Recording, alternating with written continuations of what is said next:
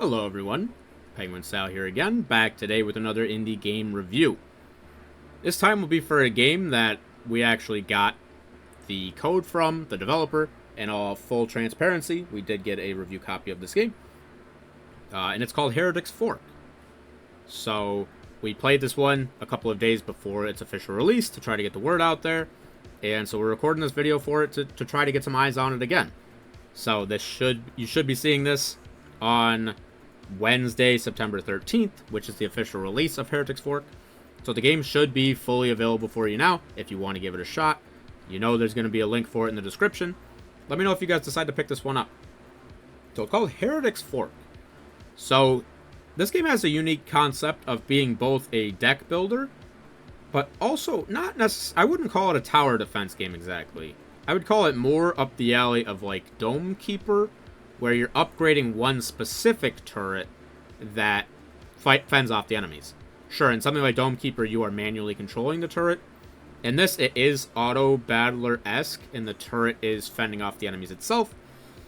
But you get cards and things that allow you to upgrade the types of attacks that are coming out of it. There's also garrison cards that allow you to have like little infantry soldiers that go out and fight the waves of enemies.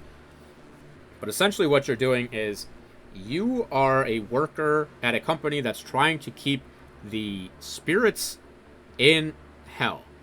They're trying to escape hell and get back to Earth, and you are trying to prevent them from doing so.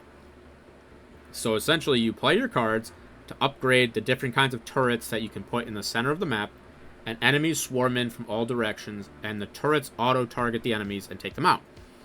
But you get cards and things that give you more attack damage, or more attack speed, or a lot of them increase specific types because there are holy, unholy, and hellfire damage types that allow you to have different kind of unique builds around those. You also have active skills that can be like a shield, a potion, or this death mark thing that when you kill an enemy that's cursed, you heal a small percentage of your health back. You can also get shields. There's actually there's quite a bit to it. It was pretty fun. We played a handful, not even a handful, we played probably 10 runs of this today when we were playing it off.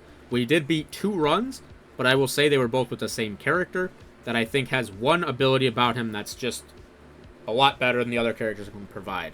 There are 6 characters. One is the starting character that doesn't have a special effect, and then each of the other characters have something unique about them. The character that we beat it with twice, we didn't even actually use his special ability, really.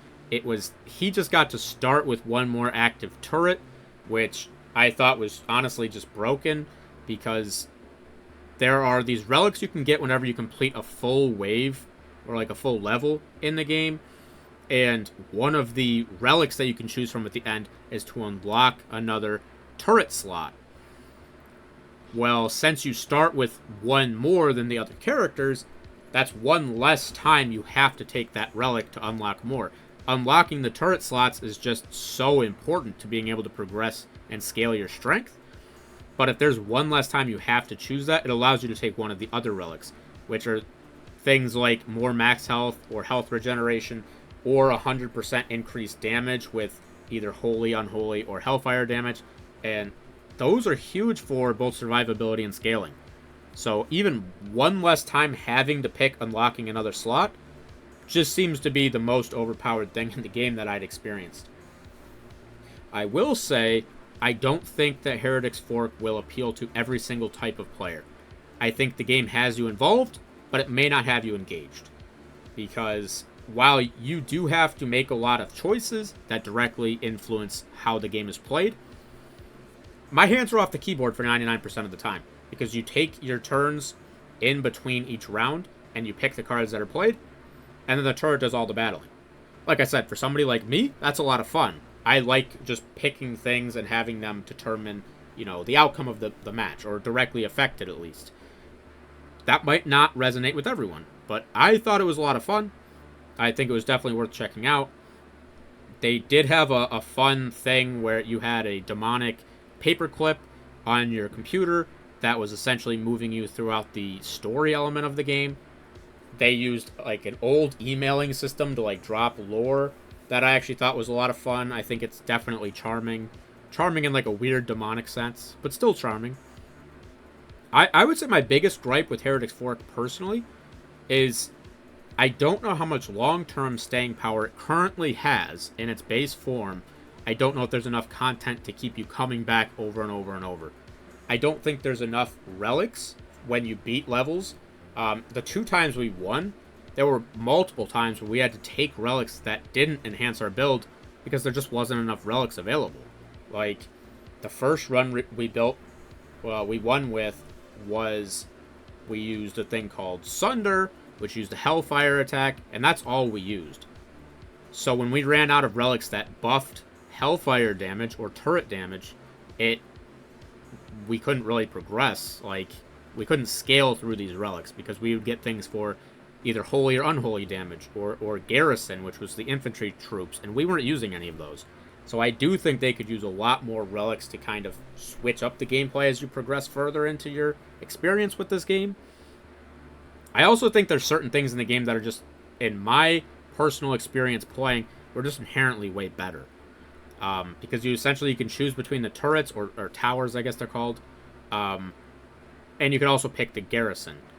But in my experience, the towers are way better than the garrison, and there's not really a situation where it seemed like you could really mix and match the two.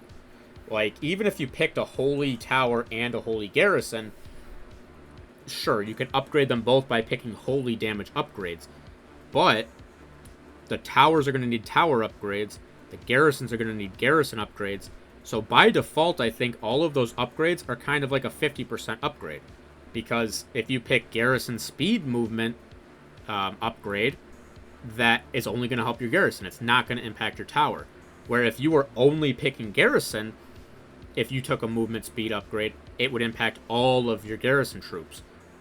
Having things that only impact some of your either tower or garrison, and some that don't, I think that hurts. Where if you pick just one type of tower, every single power-up you choose is going to positively impact that type of structure, which I think that automatically makes all of your power-ups more effective. So maybe I'm wrong. I don't see a build where you can mix and match, and I think towers are just way stronger. There are a lot of cards you can access and unlock as you just play the game, as you do achievements. You can unlock some different things. You can use gold that you get at the end of your run to buy new cards. It seems like there's a good amount of things to unlock, at least early on, which that does help you keep coming back for a little bit more progression, and then you don't feel as bad about losing a run. But I would say Heretic's Fork had a lot of good things going for it. I hope the developer continues to add content, because I think it's a fun, unique concept that had some really good things going for it. If they add like different damage types, or more structures, or more relics, I think it can have some staying power. Otherwise, I think it'll have a hard time sticking around. I hope I'm wrong. If you guys like this video and want to keep seeing reviews like this, feel free to give the video a like and subscribe to the channel if you haven't already. You'll be able to get notified every time we post a review, which is every day. And it would help us continue growing the channel and being able to put out more reviews like this. Comment down below and let me know if you guys tried Heretic's Fork, and if you agree with my thoughts on it, or if you thought I was dumb. Honestly, that's okay. I'm willing to listen to that. There's a link for the game down in the description. Feel free to give them some love. I do appreciate them giving me the opportunity to showcase Heretic's Fork. I hope you guys will check it out. I hope you liked my review on it, and I'll see you in the next video.